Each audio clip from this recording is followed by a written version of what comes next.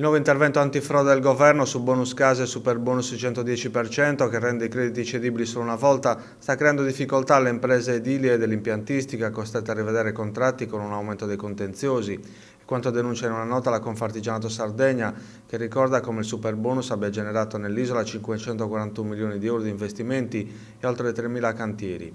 La norma prevede, spiega in una nota l'associazione, che il credito d'imposta sia ceduto una sola volta. Questo significa che il beneficiario della detrazione potrà cedere il credito ad altri soggetti, banche e intermediari finanziari, ma questi non potranno cederlo a loro volta. Tutti i contratti stipulati violando queste regole saranno nulli. Ormai passiamo più tempo a intercettare e capire le nuove regole, a districarci nella burocrazia, a spiegare la nuova normativa ai clienti, rispetto ad aprire cantieri, riqualificare immobili, far lavorare le imprese e creare nuova economia, sottolinea Maria Amelia Lai, presidente di Confartigianato Sardegna. Siamo molto preoccupati per l'ennesimo cambio di rotta del governo contro il bonus casa e il superbonus. Soprattutto non accettiamo che le aziende che lavorano seriamente e rispettano le regole debbano venire accomunate a chi opera fuori legge.